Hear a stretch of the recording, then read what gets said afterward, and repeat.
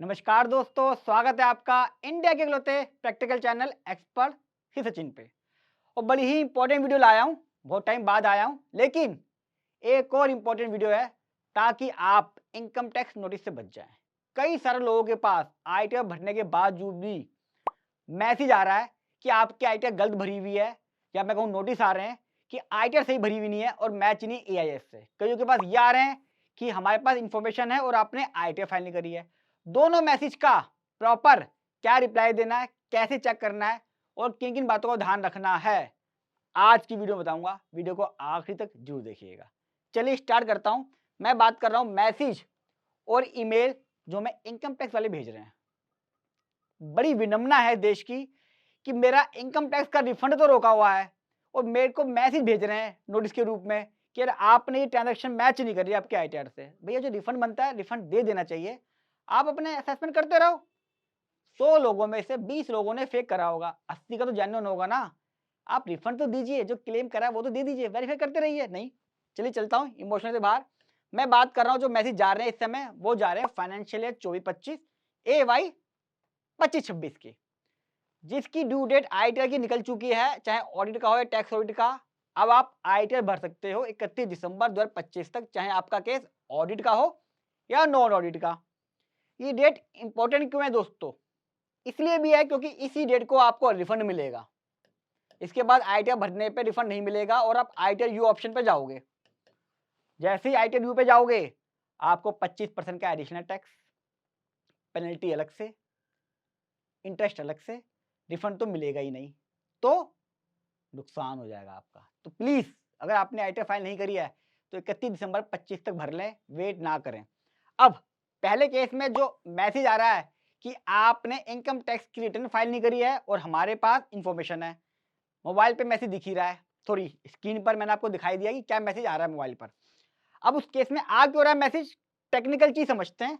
या तो आपने अपनी इनकम टैक्स की आईडी क्रिएट करी हुई है, तो जर्नल मैसेज जा रहा है, जिसने आईडी क्रिएट करी है वो भेज रहे हैं कि यार क्या पता भर ले, हम दिखा देंगे इतने सारे लोगों ने आईटीआर भरी है, क्या पता 1000 रुपए की पेनल्टी ही आ जाए, है ना।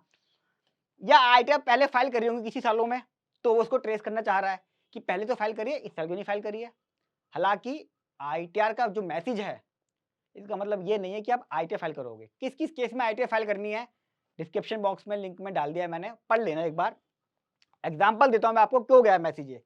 किसी ने शेयर्स खरीदे बेचे हैं बहुत ही स्मॉल स्केल पर, या उनका टीडीएस कटा हुआ है, कहीं उन्होंने ऑनलाइन गेम खेली, 1000 रुपए का विनिंग हुई और 30% का टैक्स कट गया 1000 रुपए पे 300 रुपए, उसको भी मैसेज भेज रहा है कि भैया आपको आईटीआर फाइल करनी है। वो सिस्टम पकड़ता है कि सिस्टम में जो भी टीआईएस में या 26 में कोई इंफॉर्मेशन है उसको एआई मैच करता है। एआई का जमाना है, तो एआई मैच कर रहा है। भाई जब सब एआई पर हैं तो इनकम टैक्स कैसे पीछे रहे। आपने क्या करना है इसमें, आपको अपनी आईटीआर फाइल कर देनी है। अगर आपका कोई छोटा मोटा अमाउंट भी है, टीडीएस का रिफंड है या लॉस है, तो उसको जरूर फाइल कर दें, आपका मैटर क्लोज हो जाएगा। कहीं कोई रिप्लाई नहीं देना है, सिर्फ आईटीआर फाइल कर देनी है। सरकार के पास एक आध करोड़ अगर आ गया तो कितना बढ़िया हो जाएगा, छोटी छोटी कामों से भी। हाँ, आपकी एडिशनल फीस जाएगी 1000 रुपये और कुछ केस में 5000 रुपये भी। तो ये बता देता हूँ कि 1000 कहाँ जाएगी, 5000 डिस्क्रिप्शन बॉक्स में लिंक लगा दिया है, स्क्रीन पे भी दिख रहा है। आप उसके हिसाब से जब अपनी इनकम भरेंगे तब आपको ये एडिशनल फीस देनी पड़ेगी। अगर टैक्स बना तो टैक्स अलग जाएगा, साथ में इंटरेस्ट अलग है, ये एडिशनल फीस। तो पहला केस पूरा। मैं तो डिपार्टमेंट से कहना चाहूंगा कि जो रिफंड बनते हैं वो रिफंड देने चाहिए। वो आम आदमी का पैसा है जिसे आप रख के बैठे हो अपने पास, तो कायदे से जिसका बनता है दे दो। सिक्योरिटी केस बाद में चेक करते रहना। सेकंड और मोस्ट इंपॉर्टेंट, जिसके लिए मैंने आज वीडियो बनाई है, ये एक मैसेज और मोबाइल पर आ रहा है, मैं अपनी स्क्रीन पे भी दिखा रहा हूँ, जिसमें कहता है कि आपने आईटीआर भरी है अपनी AY 25-26 और ये जो आईटीआर भरी है ये नॉट इन लाइन विथ जो डिटेल हमारे पास अवेलेबल है। क्या है इंफॉर्मेशन कि मैच नहीं हो रही है टीआईएस से। टीआईएस के अंदर सब चीजें आती हैं। एग्जाम्पल देता हूं मैं क्या क्या तरह के केस हैं। जैसे मान लीजिए कोई कस्टमर सर्विस सेंटर चलाता है, मनी ट्रांसफर का बिजनेस करता है और उसके अकाउंट में कैश डिपॉजिट है 2 करोड़ का, लेकिन वो अपनी आईटीआर फाइल करता है सिर्फ कमीशन इनकम की, 1% कमाता है 2%, तो उसकी आईटीआर तो फाइल होगी 2 लाख रुपए की सिर्फ, मान लीजिए। अब यहाँ पे एआई क्या कैच कर रहा है, उसको पक्का मैसेज गया होगा, या ये केस विड्रॉल का भी हो सकता है। ये केस विड्रॉल भी हो सकता है, कैश डिपॉजिट के साथ विड्रॉल भी हो सकता है। सिस्टम पकड़ रहा है कि भाई आईटीआर तो फाइल करी 2 लाख रुपए की, लेकिन कैश जमा है 2 करोड़ का, तो ऐसा कैसे हो गया? दिक्कत क्या है? आईटीआर के अंदर कहीं पे भी एक कैश डिपॉजिट 2 करोड़ का दिखाने का ऑप्शन नहीं है, तो उसके पास गया होगा। एक एग्जांपल और लेता हूं मैं, किसी की एफडी कराई 5 करोड़ की, हो सकता है उसके फादर ने उसे गिफ्ट करा हुआ हो, या पुरानी कोई मैच्योर हुई हो, फिर दोबारा आ गई हो, फिर से कराई हो, फिर मैच्योर हुई हो। कई केसेस में ऐसा हुआ है। किसी की आरडी चल रही है, डी लिखी 10,000 रुपए की एफडी हो रही है, मैच्योर हो रही है, तो 5 करोड़ की, लेकिन आईटीआर भरी उसने 20 लाख रुपए की। यहाँ क्या कैच कर रहा है एआई? क्या एक आदमी के पास 5 करोड़ की एफडी करा दी उसने, लेकिन आईटीआर भरी 20 लाख रुपए की, तो इसका मतलब आईटीआर मैच नहीं है with the information available with TIS. वही मैच नहीं कर पा रहा कि भैया एफडी पुरानी है, नहीं है, कुछ भी है। एग्जांपल एक और लेता हूँ, किसी ने एक प्रॉपर्टी खरीदी 4 करोड़ की और होम लोन लेके खरीदी 4 करोड़, पूरा होम लोन ले लिया, लेकिन आईटीआर भरी 20 लाख रुपए की। अब वो मैच कर रहा है कि यार एक बंदे ने आईटीआर भरी 20 लाख रुपए की, प्रॉपर्टी ले कैसे ली 4 करोड़ की? ये है एआई का जमाना, कैसे कैच करता है?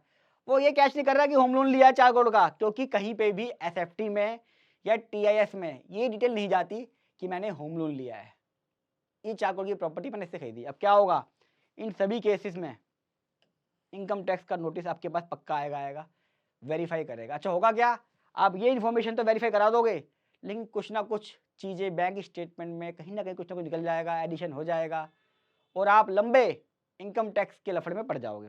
एक एग्जांपल और लेता हूँ, हो सकता है आपने आईटीआर फाइल कर दी हो, कई सरकारी नौकरी वाले आईटीआर 1 फाइल कर देते हैं और अपनी दूसरी इनकम छोड़ देते हैं, ऑनलाइन गेम की इनकम, शेयर मार्केट की इनकम, छोटा मोटा लॉस होता है या प्रॉफिट होता है, ये सोच के कि यार आईटीआर 1 तो मैं खुद भर दूंगा, आईटीआर 2 मुझे किसी से भरवानी पड़ेगी, या कोई भी और फॉर्म ऐसा है जो भरना कोई और फॉर्म था, लेकिन मैंने आसानी के लिए आईटीआर 1 भर दिया। इनके पास भी गए।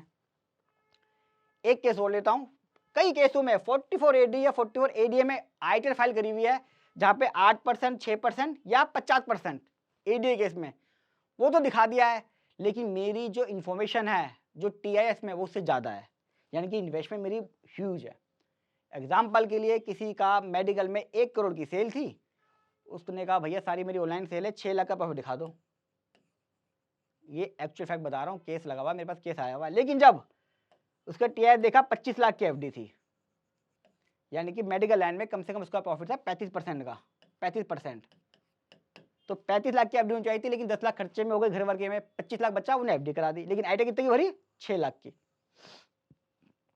यहाँ पे उस पर ट्रिगर करेगा। तो ये सिस्टम आपने समझ लिया, ट्रिगर हो गया। अब करना क्या ये समझ लीजिए, समस्या मैंने बता दी है, क्या प्रोसेस है ये भी जरूरी है, इसलिए मेरा चैनल इंडिया का होता है, क्योंकि मैं पूरा सोल्यूशन बताता हूँ नॉलेज के साथ। अब प्रोसेस समझ लीजिए, सबसे पहले अपने आप टीआईएस और 26 सीएस मैच कर लीजिए। क्यों कह रहा हूं मैं? जो पीछे इन्फॉर्मेशन बताई है, हो सकता है आपके टीआईएस में भी चेंज हो गया हो या 26 सीएस में चेंज हो गया हो जो आपने आईटीआर फाइल करी है, कोई टीडीएस फालतू आ गया हो या कुछ इन्फॉर्मेशन अपडेट हुई हो जिससे आपके आईटीआर मिसमैच है। ड्यूटी बनती है एक बार चेक कर ले, फिर भी दिसंबर से पहले पहले ये चेक कर लीजिए। मेल भी गई होगी, मैं दिखा भी रहा हूँ स्क्रीन पर, हर किसी के पास मेल गई है, उसमें उन्होंने रीजन भी बताया है कि इस वजह से हमें आप पे डाउट है, डाउट कर रहे हैं, एलिगेशन नहीं, डाउट है, सिर्फ डाउट कर रहे हैं।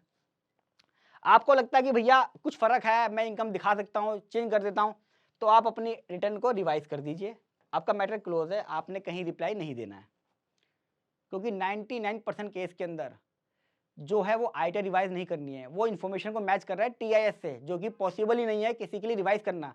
जैसे मैंने एफडी का केस कराया, अब एफडी 5 करोड़ की तो करा ली, लेकिन जो इनकम है वो तो दिखाऊंगा, वहां पे मेल में लिखा भी आ रहा होगा अपनी रिटर्न को रिवाइज करें, आप रिटर्न को रिवाइज नहीं कर सकते। अच्छा ये भी नहीं है कि मैं 5 करोड़ की एफडी को क्या मैं एसेट्स के कॉलम में दिखा दूं, दिखा सकते हो वॉलेंट्री, पर मुझे जरूरत नहीं है। अगर मेरी इनकम ही कम है और मैं बैलेंस शीट भरने के लिए एलिजिबल ही नहीं हूँ लॉ के हिसाब से, मैं अपनी बैलेंस शीट क्यों भरूंगा?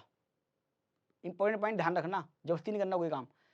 अच्छा हो सकता है किसी केस में आपकी 5 करोड़ की एफडी थी, लेकिन वो वैल्यू 2.5 करोड़ थी, डबल दिखा रहा है, या प्रॉपर्टी की केस में कई बार डबल दिखाता है, प्रॉपर्टी ज्वाइंट में थी 10 करोड़ की, हस्बैंड वाइफ में 10 करोड़ दिखा रहा है, हस्बैंड में भी 10 करोड़ दिखा रहा है, वाइफ में भी, क्योंकि ज्वाइंट में थी, कई बार वो कर देते हैं रजिस्टर वाले।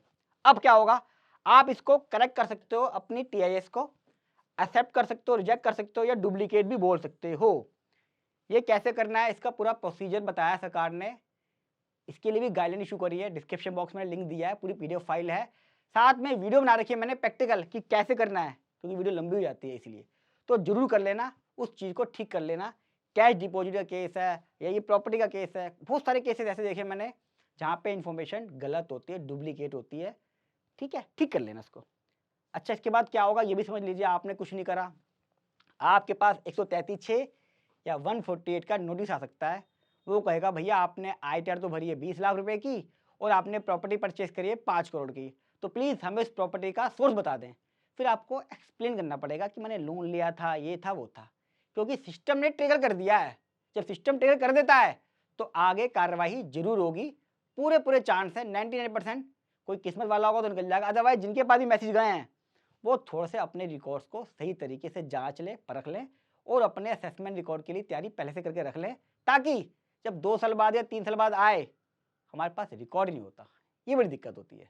बड़ी मुश्किल से दोस्तों टाइम निकाल के मैं वीडियो बनाता हूँ, तो जरूर बताइएगा वीडियो कैसी लगी। अच्छी लगी तो लाइक कीजिएगा और जितना हो सके दोस्तों इसे अपने सर्कल में व्हाट्सअप, फेसबुक सब जगह जरूर शेयर करें, ताकि जो नोटिस आ रहे हैं, लोग परेशान हो रहे हैं, मैं चाहता हूँ कि इस वीडियो से उनको ये पता चल जाए कि नोटिस आया क्यों है, अब करना क्या है, और अगर वो एक्शन कुछ नहीं लेंगे तो आगे तक क्या होगा। और एक मेरा मुहिम है कि एक दिन इंडिया में ऐसा जरूर आए जब किसी के पास भी नोटिस ना आए। उस मुहिम में मेरे साथ जरूर जुड़िए, मेरी वीडियोस को शेयर करके। कोई क्वेरी हो वो भी लिख दीजिएगा, मैं उसका रिप्लाई डेली बेसिस पे जरूर देता हूँ। मिलूंगा अगली वीडियो में, तब तक नमस्कार।